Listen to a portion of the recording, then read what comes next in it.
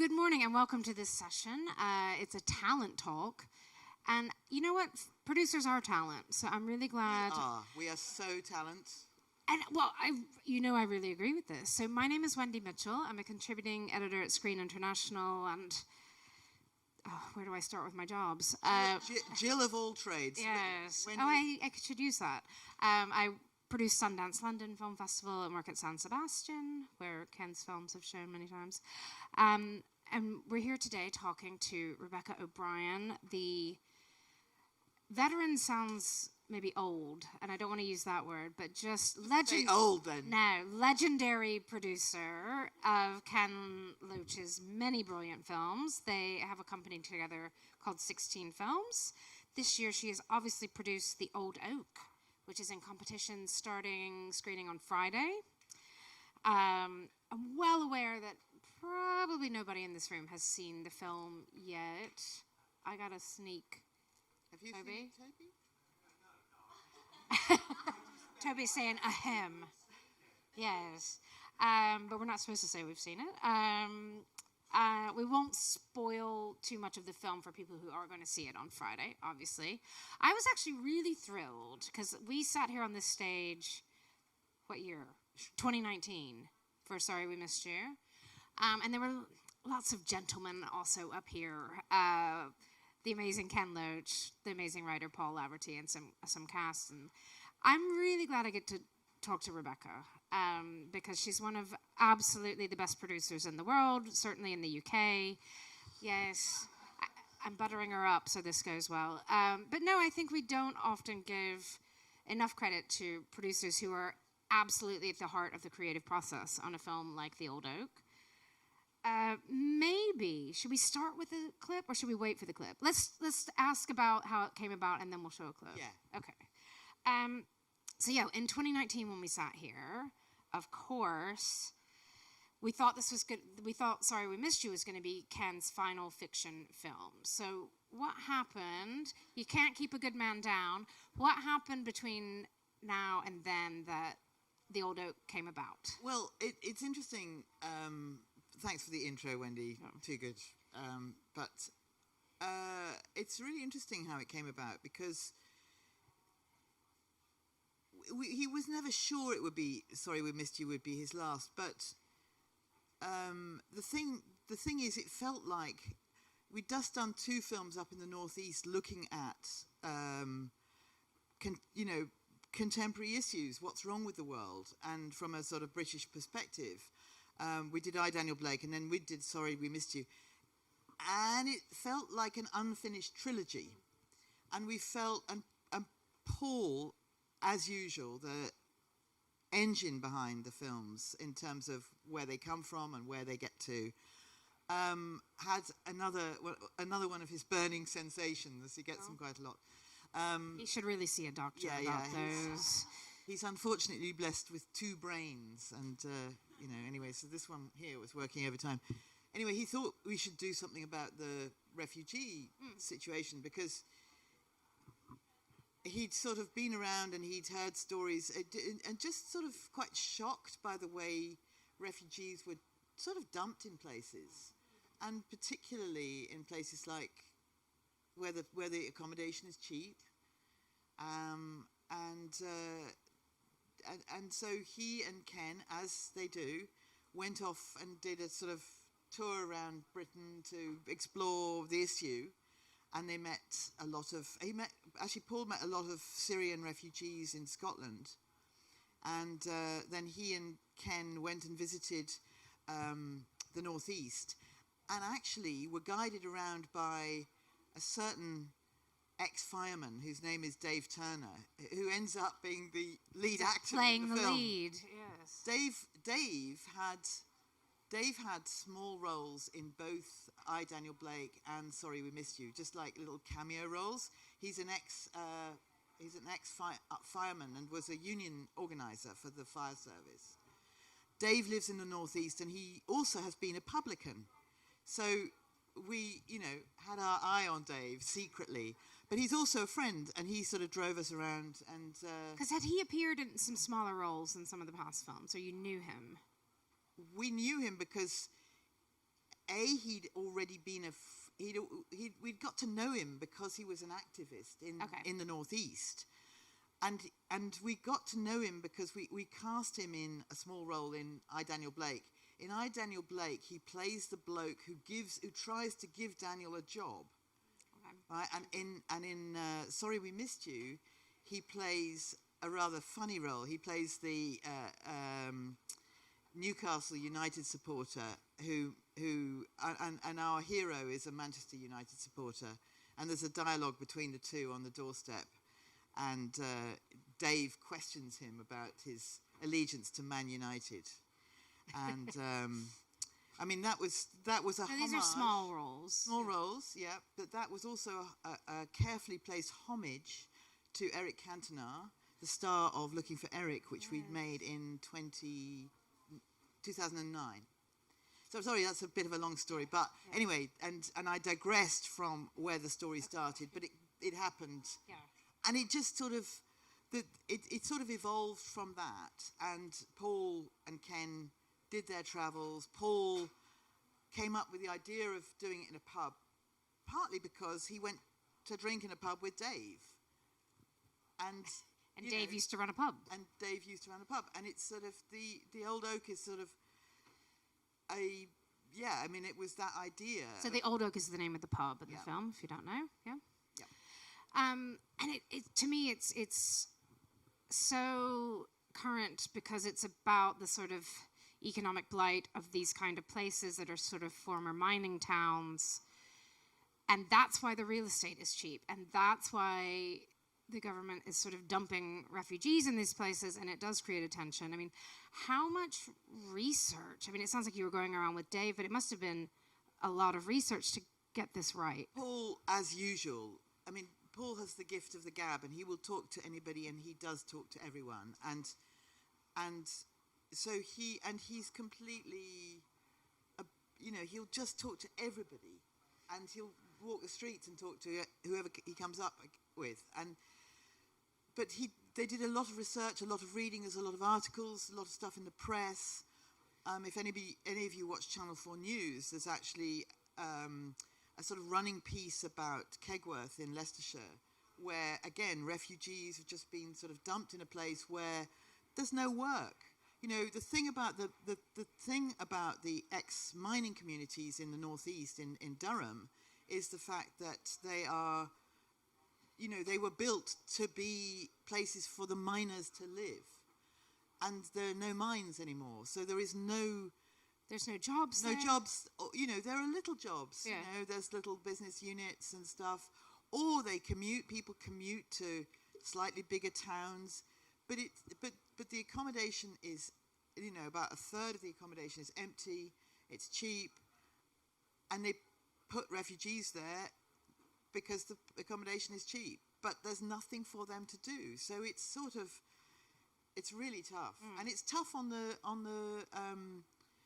people who live in the area too, because they've got nothing either.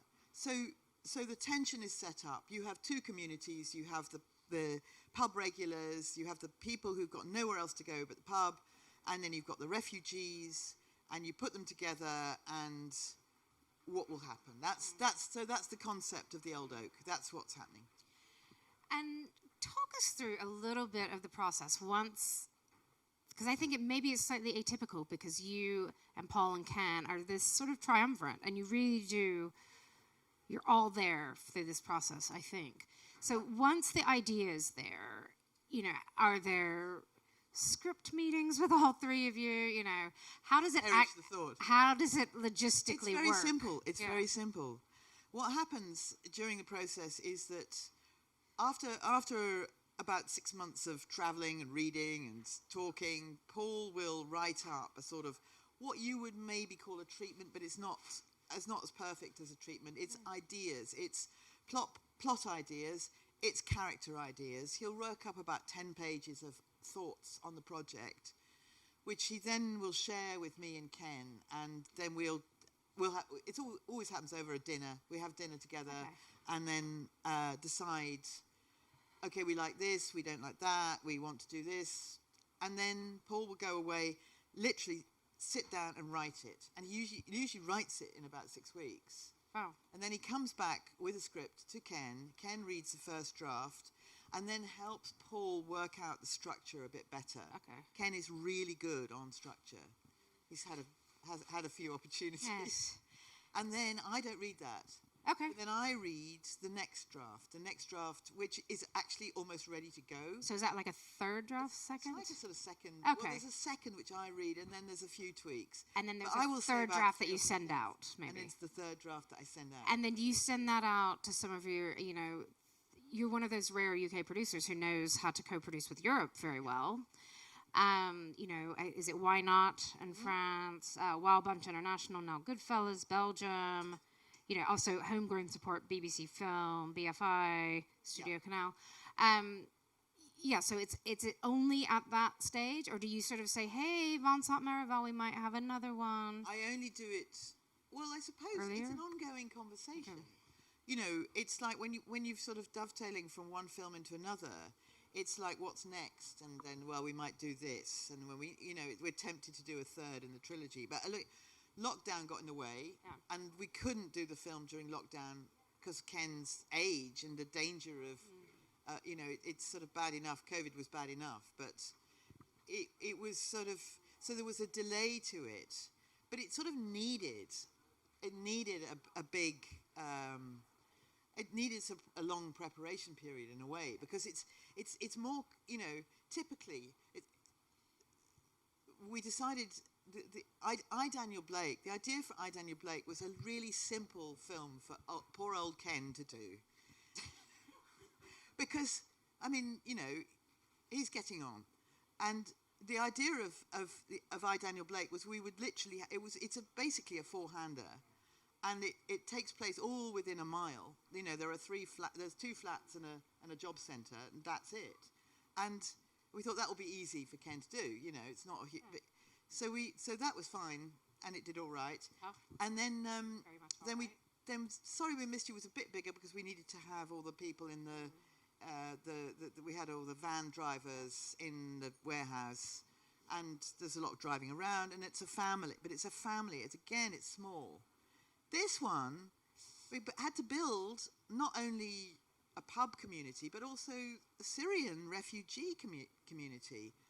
And the Syrian refugee community is taken from the local Syrian refugees who have been there for about 5 years. The film is set ostensibly in 2016 when people first were placed in the northeast, but it's now as well. And so the people who play the Syrian refugees in the film are Syrian refugees who came there in 2016 and have been there for about 5 years. And that was not an easy process, persuading people to come and be in our film. And it wasn't just one community you shot in either. It was sort of around a few different ones, or not? Well, yes. But actually what was really nice is that it was good to join some Syrian people together, as well as mixing them with our pub goers. And we should mention that the people cast as some of these slightly racist pub goers are lovely people in real life, right? And we're slightly horrified when they discovered that they had to be the baddies. Yeah. Or had to be, they're not so much baddies, but people who actually represent how a lot of people feel. Yeah. And there are really strong arguments as to, why they're so frustrated. You shouldn't put people who are homeless and coming from a war zone into a place where there's no work, no sort of cultural life for them. It's a big deal. I wanted to ask this later. I'm going to jump in because we've mentioned Ken's age. He's turned 86 during the shoot. I think at the day you were at Durham Cathedral. Quite special. Yes. And I don't want to be ageist, but you probably have to have certain considerations when you have an 86-year-old director. You're how do you running around adjust? like a cowcatcher. Yeah. No, we have had, over the years, we've had 1 or 2 accidents. Tumbles. And Ken also has lost an eye about 10 years ago as well. I didn't even know that. He's one-eyed. It's basically Cyclops. And he's a very, he looks quite fragile but he's strong as an ox. Yeah. And he outlasted all of us on the COVID front, I have to say. He didn't get it for her. Well, he might have got it. Oh. And then he gave it to everybody else. But there you go. Well, we're glad he's still here. But yeah, do you have to have shorter shooting days or anything like that, or not with Ken? Again, Ken's very good at it. Yeah. He knows how to do it. He's got a technique. He knows how to do it. The thing is also the whole team that we've put together over the years.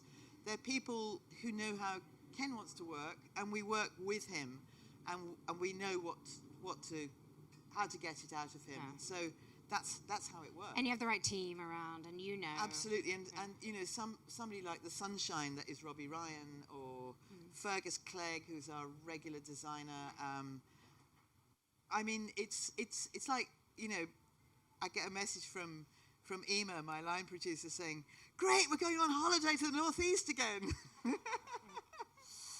But it's not quite like that. I mean, we have troubles, but no, there is a system. We know how to work it. And the thing is, one of the nice things about having a regular group of people working together like that is that there are so many conversations you don't have to have, because you're already family. You know each other, so you can actually really. And I mean, I think this is reflected in the quality of the work, because you can really concentrate on what's going on the screen. So you can really concentrate on the story and the people in it, the people telling it, rather than worrying about your relationship with the wardrobe mistress. Okay.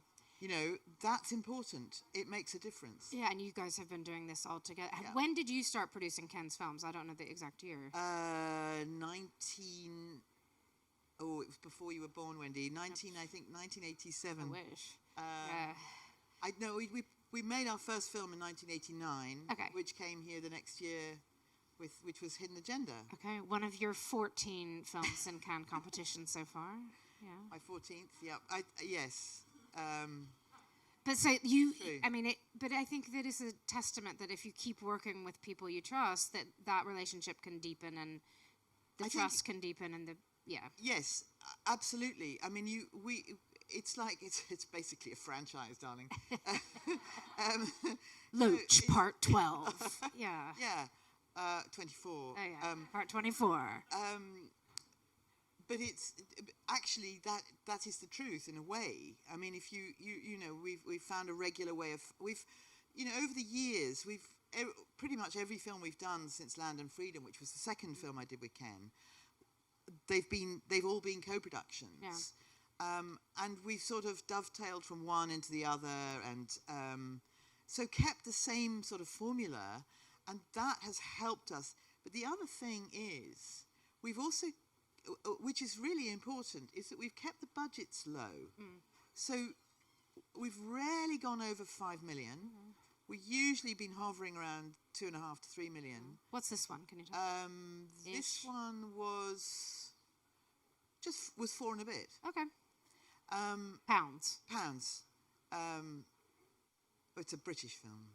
I know. But sometimes we talk about budgets in their currencies, don't we? But the interesting thing is that those like the crew, those financiers have stuck with us. But it also, if you keep the budgets low, and I'm raising the money not on actors, I'm raising it on the team, on Ken and the team. And I'm saying, you won't know who the actors are, but you know you'll get an interesting film. And so 5 million is about as high as you can go with that formula. You know, we went a little bit over for Jimmy's Hall probably, but really that's about the level we can get to without having a famous actor. Okay. And actually in Jimmy's Hall, no, we didn't have a famous actor in Jimmy's Hall. But so you know, it's. But also the other thing is you can make them all the time. So instead of making one film every 5 years that costs 15 million, you're making 3 films in 5 years, and you're working all the time, and you've got a team that's keeping what you can keep the same team because they can come around in the cycle. Coming, yeah. So I I think I'm very happy that that's happened in my career, and that I haven't had to sit around waiting for the next thing to come along. And with the French, it's just France, Belgium, UK, GoPro. Yeah. Can you talk through? There might be some people either listening or in the room who don't quite know if that would be very complicated to do. I mean, how many lawyers involved? You've been doing it with the same partners. Yeah. But, is it complicated to co-produce? The first time I did it was also the most difficult time because I hadn't done it before. And this is the thing for anybody who wants to learn about co-production.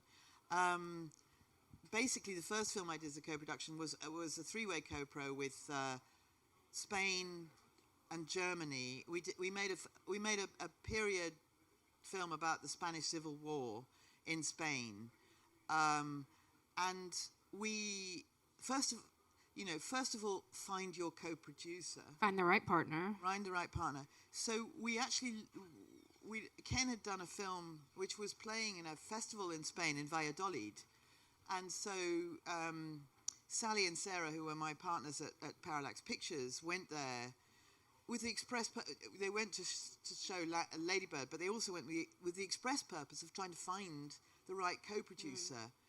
And not only did they find Gerardo Herrero of a Spanish company called Tornasol, he introduced them to Uli Felsberg from Road Movies, Wim Wenders' company, and they were the right size for the right job, and so they teamed up with us, and I learnt about co-production through them.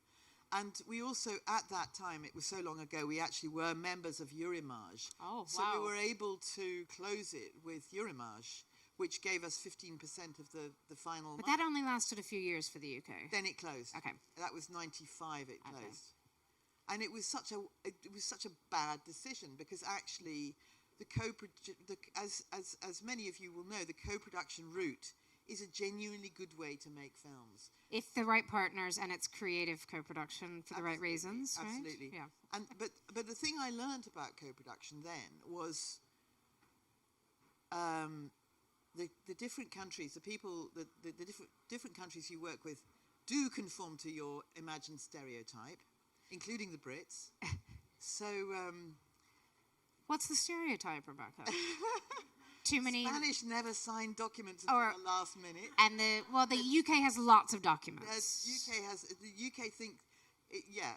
UK thinks it's America, but in fact it's Ireland. And to paraphrase Derek Malcolm, the French think they're German, but they're actually Italian. I mean, it's those sort of things. So it's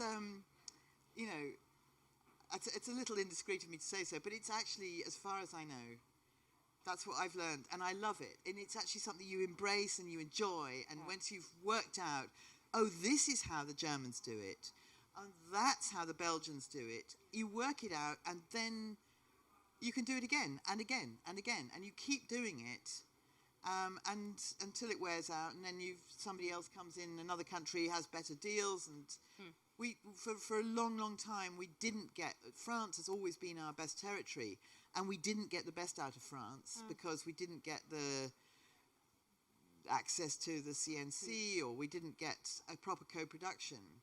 So we felt we were sort of being, in the end, we felt we were being a bit exploited, because there we were making loads of money in France but not seeing any of it. So Why Not came along when we did with Eric Cantona. Okay. And said, That made Eric sense wants for them. to do a film. Yeah. Will you do it? And so at last we had our route into France. Right. And the thing is, that co-production has now lasted for 15 years. I've been doing nearly 20 years, three-way co-productions with Why Not in France and Les Films du Fleuve, which is the Dardenne Brothers company in Belgium. So we spend money in Belgium, and we get money back for spending money there. And do you do some post there? What do you do? no, we actually borrow their equipment and their sparks and their camera assistants, and we buy our film stock there, and we You make it work. We make it work, and I have to say, I love the Belgian sparks. Okay. They're wonderful. Who And knew? They're all want to be filmmakers, and that's the thing. And they're all excited to work with Ken Loach. Well, it's also that, but they bring good practice, and they bring things which the Brits then learn about, and it's. I think I actually, that's one of the reasons I love doing co-production, and it's like, hooray, here come 3 Belgians, they're so much fun. I strongly recommend it. Did they drink the lager beer in that pub, though, the Belgian? Do they want their own beer? Well, actually, what the Belgians do, which is really great, is they bring us a full supply of good chocolate. Ah, there you go. For the entire shoot, and at tea time, they serve it up in a film can, because we're still shooting on 35 here. So it's served up very nicely in film cans. Hire the Belgians. Yeah. Gosh, where do I go from there? Let's talk a little bit about the cast. We know how you cast Dave Turner. We've talked about that. And I need to look up her name. Ebla Mary as Yara. Yeah, and Ebla. How did you find her? Well, we actually felt we needed somebody who was actually an actor to be able to do the lead female role, because it's quite a demanding role. If that doesn't work, this film doesn't work. Yeah, exactly. Yeah. And so we couldn't go to the Middle East, but we spoke to a number of filmmaker friends, including Anne-Marie Jassier, who's a friend, and so we spoke to 2 or 3 filmmakers and asked them to recommend young Syrian or Jordanian or Middle Eastern actors who would be good for us, who would understand the situation. And we then shortlisted 3 and brought them over to the UK to give them auditions. It was awful for the 2 who didn't get it, because they came all the way here and we had to get them visas and all the rest of it. But you cannot cast really just by Zoom. On tape. Yeah. So, and Ebla just blew everybody out the water, and she's from the Golan Heights, which is disputed territory, and between Israel and Syria. So she is Syrian, but she's from the Golan Heights, and she's actually a theatre teacher as well. And she's wonderful. You'll see. She's wonderful. She's she's wonderful. Yeah. And I couldn't believe Claire Rogerson, who plays Laura, who's this sort of just community organizer who's trying to help these Syrian refugees. And that's what she is. She's a community organizer who helps Syrian refugees. She plays herself. But she so holds the screen. Yeah. It's amazing. She's wonderful. But she's just being herself. Yeah. And she's got the confidence to be herself. Yeah. She was somebody who, again, we got advice from and we worked with, because she's a community organizer and she does exactly this sort of thing. And we just, we find people like that. We just liked her. And how was it through her that you found some amazing Syrian people living in the communities that you cast? We found the Syrians through different routes, but through the local councils. Actually, Durham County Council were great, and people like Claire, and it was difficult because, there's quite a lot of Syrian refugees, but none of them, of course, have ever heard of Ken Loach or been in a movie. Yeah. So it was quite a grueling process for Carleen Crawford, who's our casting director. And you've worked with her for years as well? Again, yep, absolutely. So it was meeting a lot of people and and finding people who could trust us. Yeah. And listening to their stories was absolutely heart-wrenching. We had a cast and crew screening in Newcastle a couple of weeks ago, and all the Syrians came. And what was quite upsetting in a way was that there was one Syrian woman who not only lost her entire family in Syria, she also lost her legs, and she's an amazing woman. She's just absolutely lovely, and she's here in the UK, or she's in the UK with her 2 sisters. And we actually got her to tell a bit of her story in the film, but actually it didn't work, and so we had to cut it out. So she was slightly devastated that it wasn't in, because she didn't understand that. I mean, because we also film a lot more than we need. Yeah. But what we will do is we'll cut that sequence together, and we'll use it, in showing some the film and materials or something. Yeah. additional materials and stuff. But it's, you gain the trust of people, and hearing their stories was absolutely horrendous. We had a sort of big, before we shot the film, we had a big sort of group meeting with the Syrian families, and it's really harrowing. It's really harrowing, and people just don't fully understand what they've actually come from and why they've come here. Why they've come to the UK or why they've come to France and everything. So it was really eye-opening. Yeah. I might change the tone here. I want to talk about a different performer in the film. You know where this is going. I want to talk about Lola, who plays Mara the dog, who has a very important role as the main character's beloved sidekick. Toby Rose, founder of the Palm Dog, is in the room. I hope I'm not stealing his question. Ken often shoots with dog, but how? I mean, because this dog plays a pretty big role. And then you've got these two huge dogs that sort of terrorize the neighborhood as well. Yeah. But how is it actually wrangling a dog like Mara or Lola to play Mara on a set like this? Well, we needed a dog for the film, and we had a complex and long casting process to get to the right dog. Okay. But Mara came in, and it was love at first sight, and she's a sort of terrier mongrel cross with pointy ears, and she's small and dark and cute as hell. And anyway, what we had to do then, we cast her. Almost one of the first things we did was to cast the dog, because we needed the dog to get to know TJ, who Dave is playing, so that they were obviously, compadres. So Dave spent 3 months walking Mara and visiting the owner. I think he travelled about 1,000 miles in the process of hanging out with the dog. Yeah. Mara. So that probably helped when it comes to the actual shoot day, that if the dog needs to hit a mark, then it's, Dog is natural. Okay, the dog's a natural performer. If I could wag my tail like Mara. Okay. No, but the Oscar. dog really did do the thing. Okay. And no dog handlers were involved in it. Okay. It was... So was it a show business dog, or was it just somebody's normal dog? Normal dog. A normal dog that just performs well. Just like we cast real people, we cast real dogs. Okay. Mind you, the angry dogs were trained. Okay.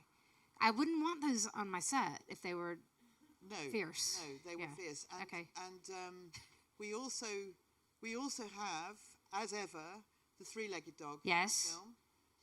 We have three-legged dogs in almost all of our films. It's the underdog, you see, and we support Ken the underdog. loves the underdog. But this time, the three-legged is actually... Well, we did do a scene where...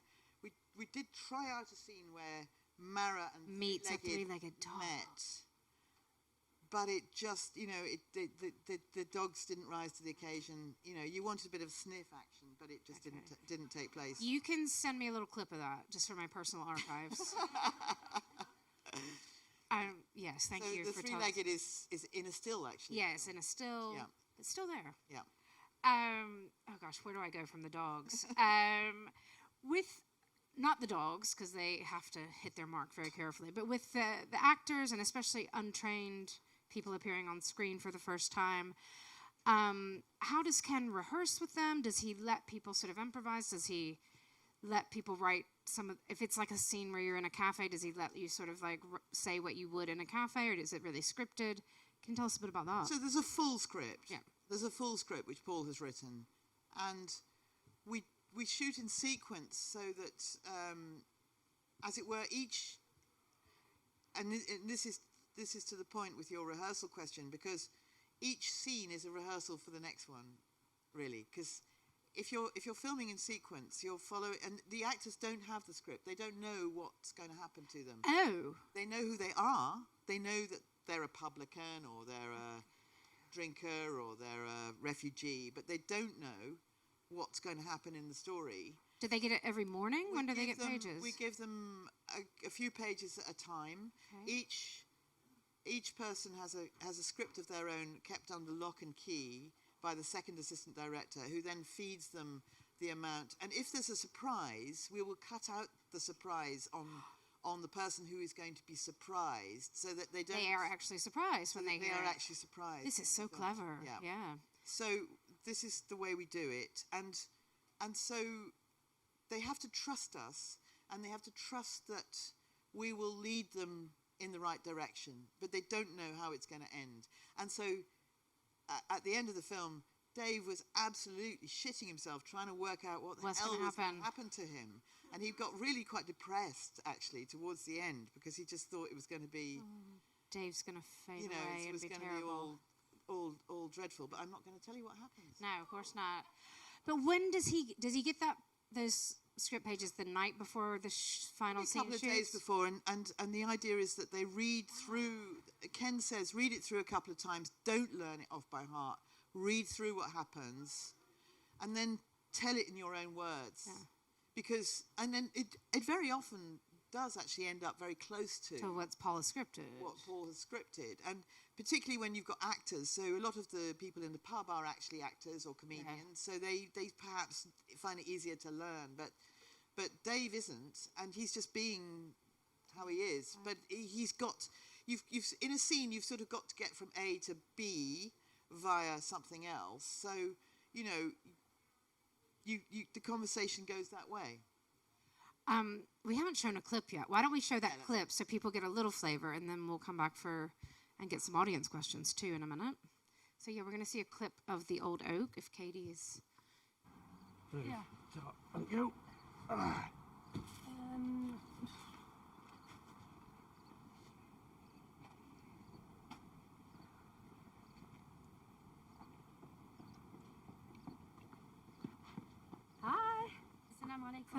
Assalamualaikum. For you, for the house, how you doing? Shukran. No problem. And for you, guess what we've got? Bike. Yes. There you go. Happy? There you go. Yes. Poor Anna. All right, lads. How come they're getting all that stuff? It's all been donated by local people. It's all second-hand stuff, lads. There's nothing new. I know, but they've been getting everything lately. Aye, but they've lost everything. As you can understand, they came to this country and they had absolutely nothing other than the clothes on the back. Wish I can get a bike. Oh, I'm going to cry. Just a brilliant film. I can't wait for you all to see it on Friday. I don't even know if I want to ask this. Do you think this will be Ken's final fiction feature? This is Ken's final feature, final fiction feature. We might do another documentary or something like that. Okay. But it takes an awful lot to put together a feature film and to direct a feature film. I mean, Ken does not sit behind a monitor. We do not have Video City on our films. Ken is on his feet, running around, talking to everybody quietly in his way and giving notes and directing. He directs. And in his very, very subtle way. And it's an exhausting thing to do. Physically as well as mentally. Yeah. And as he's losing his eyesight, as I said, which is awful, and that's so this is probably it. So this is it, yeah. For the fiction. But we might do another, like we did Spirit of 45 a few years ago, and we feel that there's unfinished business there, so we might go back. Good. Keep him going. So I need to keep him going because but protect honestly, him not to run around too much. It's a real example of, you know, you keep going, you keep doing what you do, and you keep alive. You know? Yeah. It's amazing. And Ken, you know, sometimes he looks exhausted, but he only looks exhausted when he's not working. And when he's working, and when he's coming out to dinner, and he'll be chipper as hell coming down here. Yeah. And it's like when you're working, you're just engaged with life and the crew, and so it's and we have a lot of laughs actually as well. Yeah. So we should say, yeah, Ken and Paul and the crew and gang are coming all down. Oh, yeah. There'll be a big We'll gang all be here here, big on gang. Friday, so do say hello to Ken. 33 at the last count. Oh, goodness. I don't want to... And that doesn't include 17 Lavities and 12 Loaches. The grandchildren, the great...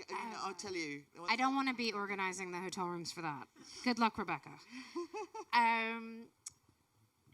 This film has quite a lot of sort of hopefulness or sort of gentle...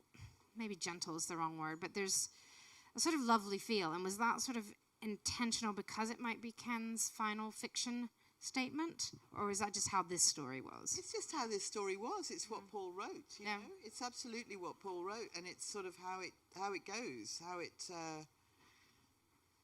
it unfolded. I mean, it was almost like we didn't really know how it was going to end until the end as well. And we're not going to spoil the end. No, but it's... But we actually also did feel, and this is a bit of a spoiler, but we actually did feel that we shouldn't end on a really low note like we did on Sorry We Missed You. Yeah. I'm saying no more. Yes, let's not talk anymore because I want you to experience it. Just before I go to the audience, you don't only produce Ken Loach films. True that. So, what else are you interested in as a producer? My Son, is that coming? I've done other films. I suppose I've done a few other films. I mean, Ken takes up most of my time just because we do so many. And I've done films, other co-productions, almost as sort of producer for hire. So I did a film called My Son for the French last year in 2020, and it was a perfect lockdown film. We put ourselves in a hotel in Glencoe and shot a film in a week and a half, which was slightly extraordinary. And so I worked a bit on You Were Never Really Here. I did the sort of the UK end of that with Lynn Ramsey. Did you come on to? Were you just friends with Lynn, or how did you get? No, I was into on that? it because of Why Not, who produced it. That's an extraordinary film. Yeah, and it was mostly shot in America, but they wanted to make it a European co-production, and so I was very much involved in the legals and did the UK side, and then also we post-produced it in the UK. Okay. We shot a week in the UK. We shot Afghanistan in the UK, and we did some underwater filming because there's a whole thing in a pond, and we did sort of various bits of New York in London as well. So I've done that, and then, of course, I've developed other stuff, and I'm hoping to do a film with the Greek director, Athena Sangari, this summer, a film called Harvest. You are going to do it. I am Not doing hoping. it. I am doing It is happening. It's happening. Yes. It has to amazing. happen. Yes. it will happen. We've got producers making it happen. I thought I would love to open it up for some questions from the audience. If anybody has a question, we'll get you a microphone right over here. Thank you, Katie. Hello.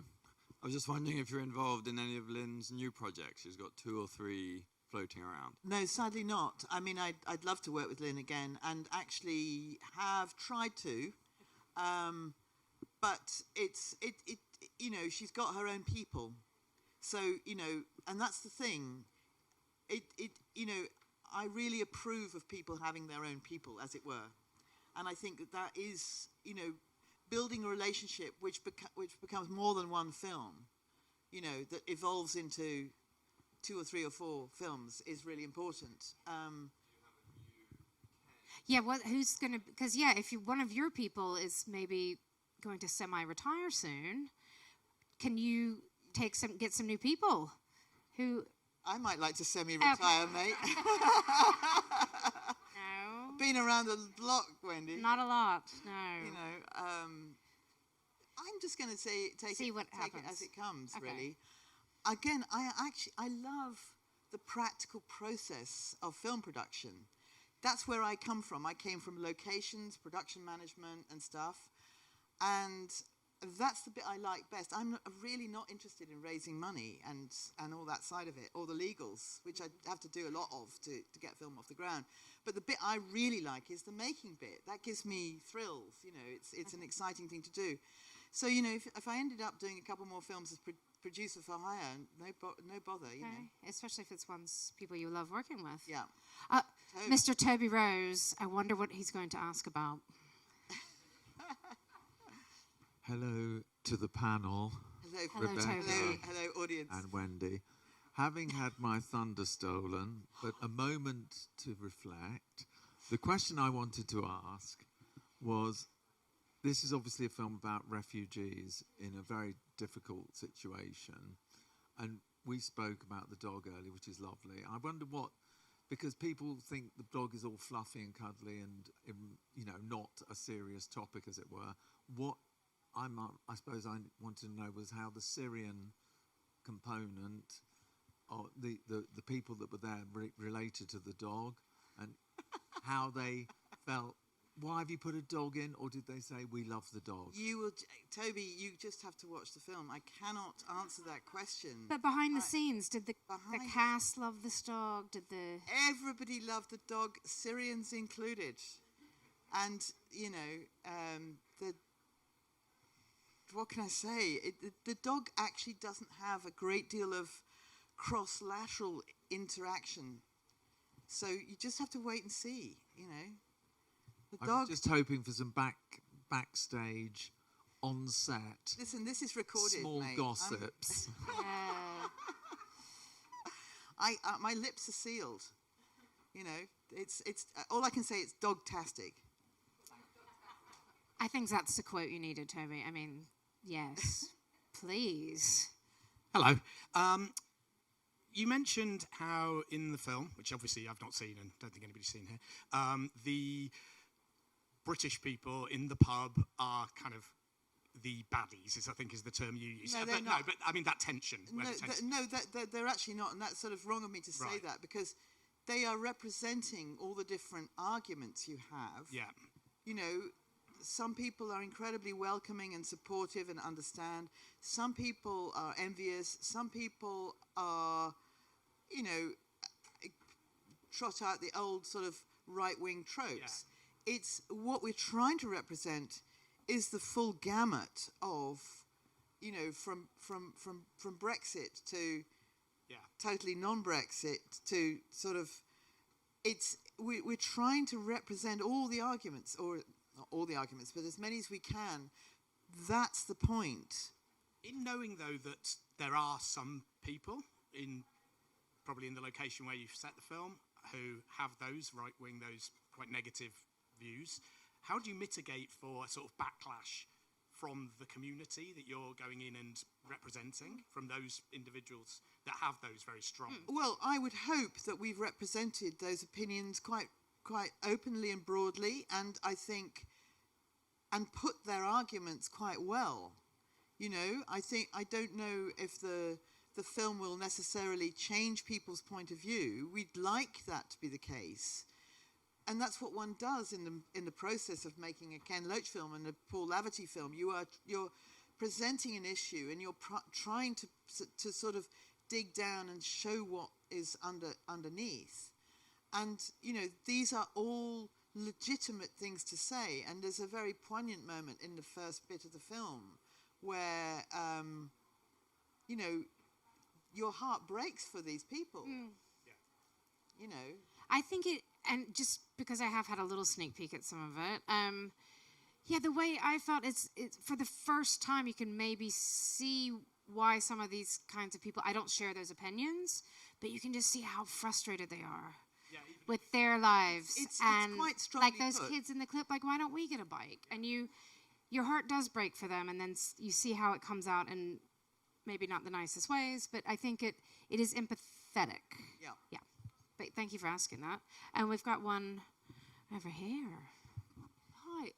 Just following up on that. My husband's actually from Gateshead, and when he was a boy, I mean, obviously I haven't seen the film, but he had, you know, there would be occasions, and I say, oh, we didn't have a lot of money, we went camping, and for him, he would say, oh, we were lucky from where we were. We had a day trip with Dad on the bus with sugar sandwiches. And there were people from, you know, when I go back up there to see his father, and they haven't left the village. They don't go even down to Gateshead. So when I say they're ignorant, I don't mean in a dismissive way, but I mean they just don't have knowledge of what's outside. And these kids, you know, they're thrilled to get anything. So I do kind of want to point that out, you know. Well, one of the things that really struck me and sort of alarmed me was that, you know, I met some kids who were living 2 miles away who'd never been, and this is on the northeast coast. They'd never been to the seaside. They live 2 miles from the sea and they've never been there. And it's sort of, you know, there is some extraordinary deprivation that is as a result of economic neglect. I mean, talk about levelling up. You've got, you know, quite some barrier there. No, it's important. And I think this film beautifully tackles a lot of We those. tackle, we hopefully tell some of those stories in the film.